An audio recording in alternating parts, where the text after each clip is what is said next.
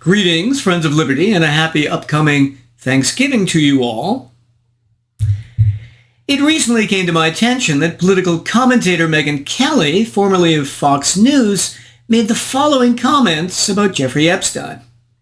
Epstein did like them young, and there were several young women who he did this to who were minors, who were underage. However, she said that someone who knew Epstein had said that from the start, years and years ago, that Jeffrey Epstein, in this person's view, was not a pedophile. Kelly then added that he was into the barely legal type, like he liked 15-year-old girls, and I realize this is disgusting. I'm definitely not trying to make an excuse for this. I'm just giving you facts, that he wasn't into like 8-year-olds. But he liked the very young teen types that could pass for even younger than they were, but would look legal to a passerby. So let's assume that Kelly's reporting here is accurate and that there are no proven instances of Jeffrey Epstein having had sexual relations with a female who had not completed puberty. Would it be accurate then to call Jeffrey Epstein a pedophile? As Ms. Kelly suggested, there's a difference between a 15-year-old and a 5-year-old, you know? In order to answer this question, let's define what a woman is. And that is a girl who's essentially completed puberty, which itself is measured nowadays by 5 so-called Tanner stages. In the 3rd Tanner stage, females start to ovulate, and in the 4th Tanner stage, to menstruate. And I would suggest that by stage 4 menstruation, the girl can be called biologically a woman since she can conceive and breastfeed children. She also looks like a woman. So I conclude that at this point she is sexually mature, an adult human female, Tanner, stage 4. Pedophilia, however, is the practice of having sex with children who by definition have not reached puberty. Seeing that this is true, it is clear that if Jeffrey Epstein did not have sex with children, in other words, girls before Tanner stage 4, then he's not a pedophile. And there's no evidence he did. Now, Trump's Attorney General Pam Bondi has claimed that there are tens of thousands of videos of Epstein with children or child porn and hundreds of victims. Assuming that Bondi here means child victims, and not just victims, which we already know, the fact still remains that despite her claim, no evidence has ever been adduced in a court of law that Epstein abused children. On the other hand, what is incontrovertible is that President Trump and his administration is filled from top to bottom, right to left, and back to front with liars who lie as eagerly as if they were getting a free Melania or Trump meme coin for every false word that they utter. What were the online responses to Megyn Kelly's clarification? Not surprisingly, much online wringing of hands. So, for example, Marina Lacerda, herself abused by Epstein, said it was a dangerous and incorrect notion for a prominent figure on a major platform to suggest a 14-year-old should not be considered a victim of pedophilia. And why? No proof apparently was given. She's simply stating that 14-year-olds were children, which is only true if they haven't reached Tanner stage 4 yet. But is there any proof that Epstein ever abused such a hypothetical girl? Lacerda gave none. Secondly, she also argued that the brain was not fully developed at age 14, which is true but irrelevant since the brain does not fully mature until the mid to late 20s.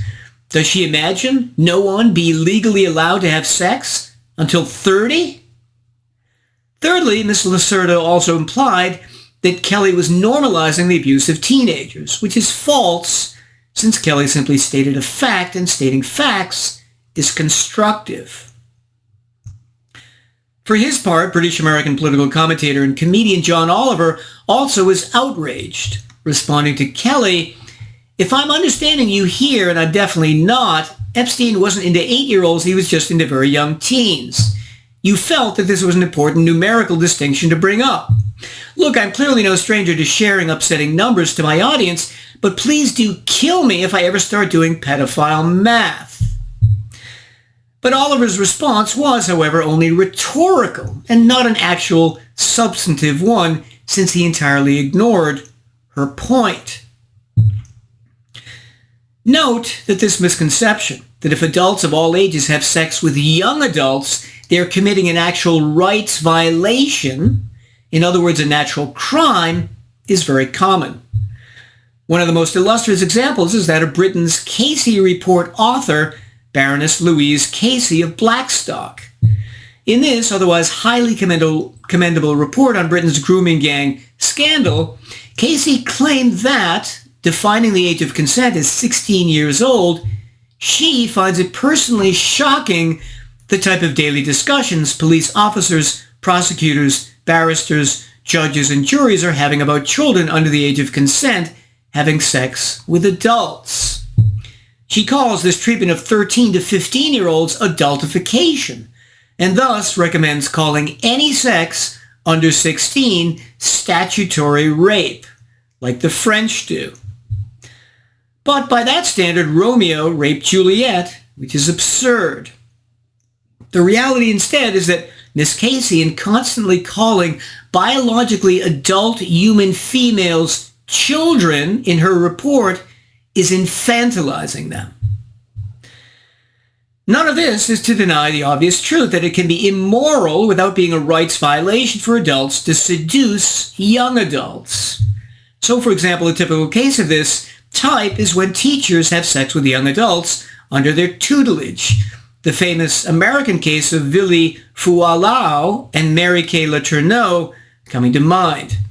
Miss Letourneau was a 34-year-old teacher who apparently seduced Foualau, her then student of 12.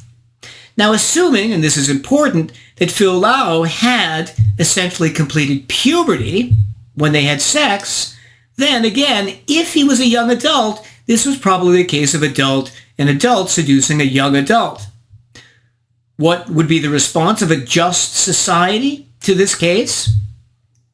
Likely to blacklist her from ever teaching again, perhaps to face civil penalties, but not to put her in jail, since again, no actual rights violations occurred. So while she violated the trust, confidence, and responsibility placed in her as a teacher not to exploit and manipulate her pupils, she apparently did not violate Foualau's rights, since he had apparently completed puberty and consented. Other age-related cases can or could be moral, not immoral. A potentially typical one here is that of the teacher, philosopher, and historian Will Durant, who married his pupil Ariel when she was 15 and he 28 in 1913. They both went on over the next half-century plus to produce many famous works of history together, their last collaboration being in 1975, 62 years later. In conclusion, Jeffrey Epstein was a despicable criminal, deserving to spend the rest of his life in jail, if not worse, because he, A, kidnapped human beings, in other words, held them against their will at his island compound or in other locations, and B, he forced himself on many women, in other words, forcibly raped them, as numerous witnesses have testified. That being said, and all being quite obvious, why are the many horrific actual crimes that Epstein committed not heinous enough? And why does society need to imagine that he committed additional crimes of pedophilia with girls of which there is no evidence?